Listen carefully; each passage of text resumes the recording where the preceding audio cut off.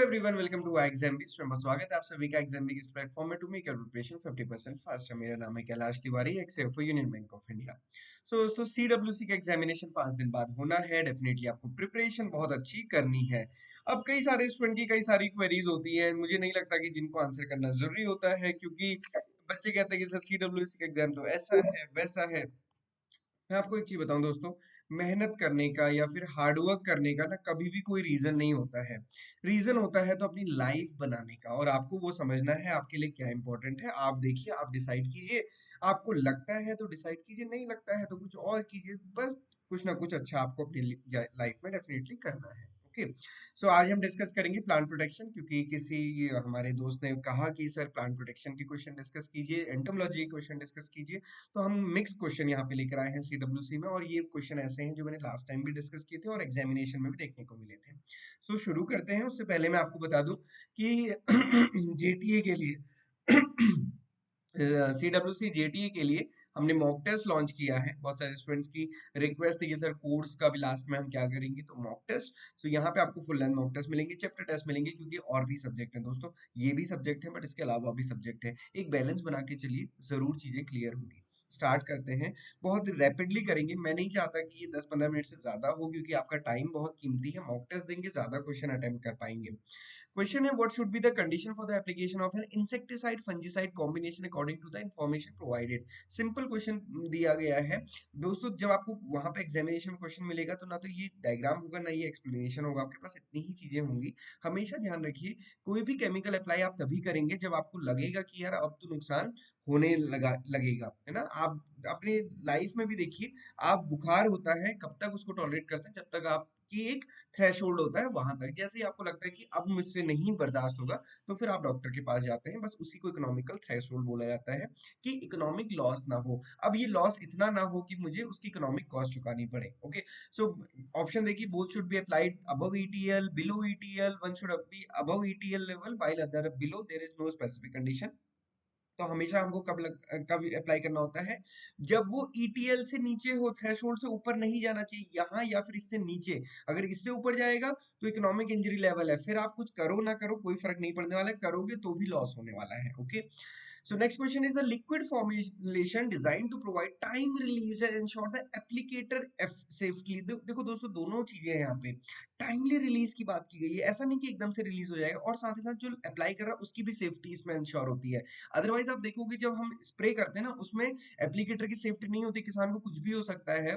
Comprises solid और liquid inert enclose by a coating. तो ये इसको हम क्या बोलते हैं, माइक्रो एनकैप्सुलेशन, है ना। जैसे आप देखोगे डॉक्टर्स आपको आप देखिए कई बार दवाई जब देते हैं तो वो या तो टैबलेट्स देते हैं या फिर क्या देते हैं, कैप्सूल्स। जो कैप्सूल होती है ना, उसमें ये एनकैप्सुलेशन होता है, इसके अंदर पाउडर होता है। कभी आप कैप्सूल्स को खोल के देखिए, और वो अगर आप डायरेक्ट उसको कंज्यूम करेंगे ना, बहुत कड़वा होता है।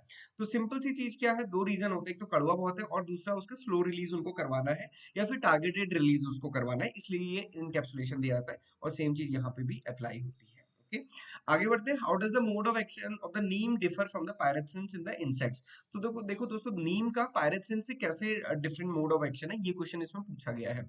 सीधे अगर मैं आंसर में आऊं तो आप ये देखिए कि पायरेथ्रिन जो है वो क्या करते हैं, एक तो ग्रोथ रेगुलेटर की तरह काम करते हैं, और साथ ही साथ फीडिंग डेटरेंट। तो ये कैसे करते हैं ना, ऐसा नहीं कि डेथ कॉज कर रहे हैं, बट वो क्या करते हैं कि फीडिंग डेटरेंट, उस पे वो फीड नहीं करेगा, उसका मन नहीं करेगा यार इसको क्या खाना, अपने आप रहता है, छोड़ दो। तो ये इसका करेक्ट आंसर है। पायरेथ्रिन कैसे एक्ट करता है एज ग्रोथ रेगुलेटर। और क्योंकि आप देखेंगे नीम का स्प्रे करना प्लांट्स के लिए हमेशा बेनिफिशियल ही होता है। Among the strategies to manage the insecticide resistance, while indirectly supports the concept of evolutionary pressure, उसको हम क्या कहते हैं, देखो कहा क्या गया है, इंसेक्टिसाइड रेजिस्टेंस। किसको मैनेज करना है, इंसेक्टिसाइड रेजिस्टेंस। मतलब ऐसा कुछ हो गया है कि आप जो भी इंसेक्टिसाइड डाल रहे हैं, अब उसको इंसेक्ट पे कोई फर्क नहीं पड़ रहा है, इंसेक्ट उससे रेजिस्टेंट हो चुके हैं। ओके। तो उसको हम क्या कहते हैं, तो यहाँ पे देखिए एप्लीकेशन ऑफ अनडिटॉक्सिफाइबल एनालॉग्स, इसका कोई मतलब नहीं है, आप कुछ भी करिए, क्योंकि एनालॉग्स पे आप कैसा भी यूज करेंगे तो भी वो सेम ही माना जाएगा। Development of newer insecticide, again चीजें सेम है। Insect increase the frequency of synergists, no. Insecticide rotation इसमें सबसे बेस्ट होता है कि आप इंसेक्टिसाइड रोटेशन कंसंट्रेशन ही करें, वही एक बेस्ट तरीका होता है इवोल्यूशनरी प्रेशर को सप्रेस करने का। Okay, in a comprehensive study assessing the impact of chemicals on organism, this terms refer to the concentration of a toxicant in a surrounding environment causing mortality in half of the percentage of the genetically homogeneous test population। उसको क्या बोलते हैं? मुझे लगता है कि इसको मुझे एक्सप्लेन करने की जरूरत नहीं है। जब यहाँ पे 50% बोल दिया जाता है या फिर हाफ ऑफ द पॉपुलेशन बोल दिया जाता है, तो उसका मतलब है lethal dose. Okay, so lethal dose LD50। But यहाँ पे क्या पूछा गया है, आप ये क्वेश्चन ध्यान से देखिए, refers to the concentration of a toxicant. तो ये क्या हो जाएगा, कंसंट्रेशन, लीथल कंसंट्रेशन। अगर वो डोज बोला होता तो लीथल डोज हो जाता, बट यहाँ पे कंसंट्रेशन बोला है इसलिए LC50 होगा। ये आप ध्यान रखिएगा। The toxin that is derived from the bacillus thuringiensis alters the iron permeability in the midgut epithelium of the insects leading to the gut paralysis and death।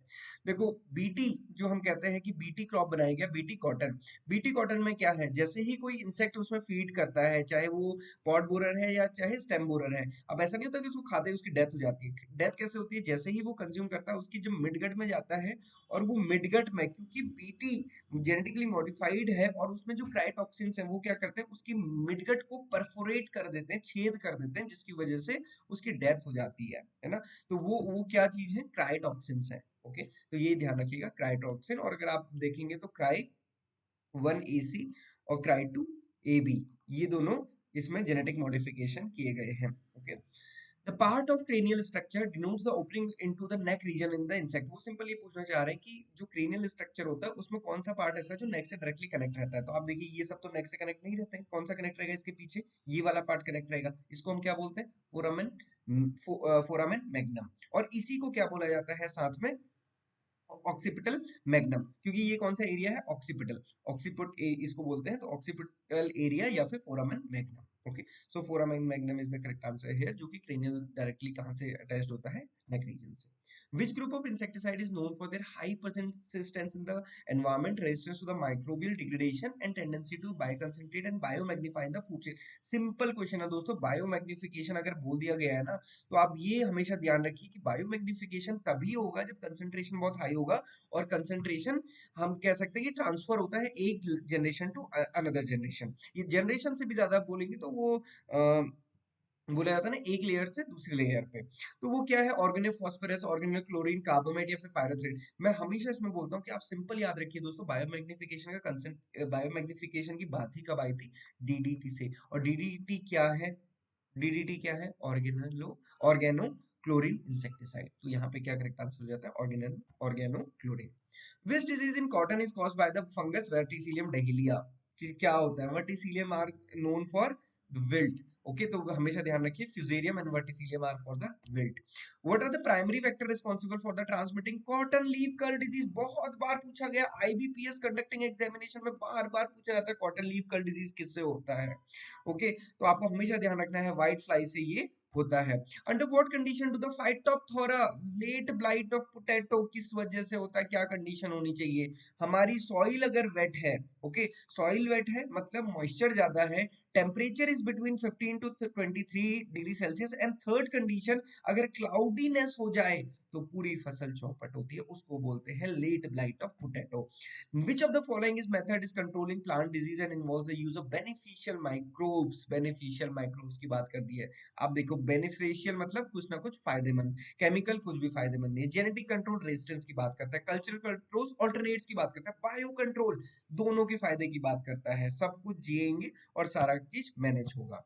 Little leaf of brinjal is transmitted through, दोस्तों बहुत important question है, AFO में कई बार पूछा गया। Cysts, फाइसिस्टिस, amorous का बिगडिला बिगडिला and aphis क्रेसिवोरा। आप मुझे कमेंट बॉक्स में बताइए कि इनके नॉर्मल नेम क्या है, इसका नॉर्मल नेम बताइए, और ये सेकंड का आंसर यहाँ पे करेक्ट है ए एंड बी, सिस्टिस, फाइसिस्टिस एंड एमरस का बिगडिला बिगडिला। दोनों के कॉमन नेम क्या है ये आप मुझे बताइएगा। The main protein present in the silk filament is known as, silk filament में क्या मेन प्रोटीन होता है, तो ये सेरिसिन होता है। Okay, DBM is a specific insect of DBM, diamond back moth. ये देखो, आप देखो ये जो डायमंड बैक होती है इसकी, ये किसका मेजर इंसेक्ट है, कैबेज का इंसेक्ट है दोस्तों। वेजिटेबल्स में हालांकि बहुत कॉमन होता है, कैबेज में सबसे ज्यादा होता है diamond back moth. Scientific name मुझे कमेंट बॉक्स में लिख के बताइएगा। BT cotton is resistant against which crop, मैंने अभी बता दिया था। विच क्रॉप नहीं होना चाहिए, विच इंसेक्ट होना चाहिए बीटी कॉटन, तो किस टाइप के इंसेक्ट, कौन से इंसेक्ट ऑर्डर के लिए है, स्पोडोप्टेरा, थाइसनोप्टेरा, लेपिडोप्टेरा या हेमिटोप्टेरा। आप सभी को पता है लेपिडोप्टेरा के लिए रेजिस्टेंट है। यूनिवर्सल पेस्ट देख के ही आप समझ सकते हो, और आपको पता होगा कि जब लोकस का अटैक हुआ था कोविड के दौरान में इंडिया में या फिर पाकिस्तान या फिर बाकी जितनी भी एडजेसेंट कंट्रीज है, क्योंकि इंसेक्ट थोड़ी बाउंड्री देखते हैं, बट पाकिस्तान ने एक बड़ी हम कह सकते हैं कि बहुत एक अच्छी तरकीब निकाली। उन्होंने क्या कहा कि इसको जमा करो और इसकी हम क्या बनाएंगे, पोल्ट्री फीड बनाएंगे, क्योंकि बहुत ज्यादा प्रोटीन इसमें कंसंट्रेशन, 18 रुपए किलो उन्होंने बेचना शुरू किया था। आप भी सर्च करेंगे गूगल में, आपको मिल जाएगा पाकिस्तान ने लोकस बेचना या फिर एक्यूमुलेट करना या कलेक्ट करना शुरू कर दिया था और बेचना, उसका मजाक बनाया गया था, बट बहुत बेनिफिशियल है। चाइना में तो ये बहुत कॉमन है। ओके, यूनिवर्सल पेस्ट का क्या है, locust. Which of the following describe the Trichogramma. Trichogramma क्या है, ये एक एग पैरासिटॉइड है। किसमें एक्ट करता है, एग्स में एक्ट करता है। गंदी बग कौन सी स्टेज में अटैक करता है, मिल्किंग स्टेज में, जब मिल्क बन चुका है पैडी में उस समय उसमें अफेक्ट करता है, और फिर ग्रेन्स कैसे हो जाते हैं, चेफी ग्रेन्स हो जाते हैं। Okay, 4,8-10G is marked as, 4,8 क्या है, इतना बिल्कुल खूंखार टाइप का इंसेक्टिसाइड है दोस्तों, रेड कलर का इसमें है। ये क्या है, highly toxic. Safe insecticide for vegetable crop, safe insecticide क्या है, मेलाथियन। ये तो आप सभी को पता होगा। अब मुझे कमेंट बॉक्स में एक चीज बताइएगा दोस्तों, कि कौन से 4 टाइप के कलरेशन होते हैं जो इसमें मेंशन होते हैं, और जो रेड कलर का होता है इसमें यहाँ पे क्या मेंशन है। जो बाकियों में अलग चीज मेंशन होती है 3 कैटेगरी में, इसमें एक बिल्कुल अलग मेंशन होता है। ये आप मुझे कमेंट बॉक्स में बताइएगा, क्योंकि ये क्वेश्चन पूछा गया है। The chain of events that lead to the development of disease in host, sequence of progress in disease from the initial contact between the pathogen to the host, उसको क्या हम बोलते हैं, मतलब डेवलपमेंट ऑफ डिजीज क्या है, pathogenesis, pathogen की genesis. Bacterial leaf blight को आइडेंटिफाई करना है, कैसे करेंगे, हम सभी को पता है, ऊस टेस्ट किया जाता है बैक्टीरियल आइडेंटिफिकेशन। वेस्टर्न ब्लॉटिंग किसके लिए यूज की जाती है, सब में का क्वेश्चन है। वेस्टर्न ब्लॉटिंग आप देखोगे, नॉर्दर्न ब्लॉटिंग, नॉर्थ के अपोजिट क्या होता है, सदर्न ब्लॉटिंग, वेस्टर्न ब्लॉटिंग, ये सब यूज की जाती है। सदर्न किसके लिए है, डीएनए के लिए। नॉर्दर्न किसके लिए है, आरएनए के लिए। वेस्टर्न किसके लिए है, प्रोटीन के लिए। ईस्टर्न किसके लिए है, आप मुझे बताएंगे दोस्तों कमेंट बॉक्स में, सब कुछ मैं ही थोड़ी बताऊंगा, है ना। तो प्रोटीन इन द सैंपल अगर चेक करना है तो किससे चेक करेंगे, वेस्टर्न ब्लॉटिंग से। Ability of pathogen to cause disease को हम क्या बोलते हैं, ability, pathogenicity, ability city. Okay, pathogenesis is process, pathogenometry is checking, pathology is pathology, virulence is degree. Okay, so this is all about today's plant protection session. Comment box में बताओ दोस्तों, अब next session किस पे लेना है। Junior technical assistant का exam आप देने जा रहे हैं। मॉक टेस्ट आपको डेफिनेटली हेल्प करेंगे, और मॉक टेस्ट आपको एग्जाम में मिलेंगे जो आपको डेफिनेटली हेल्प करेंगे। So this is all for today दोस्तों, मॉक टेस्ट आप अवेल कर सकते हैं only at 199। This is all for today, thank you for watching this video and have a great day.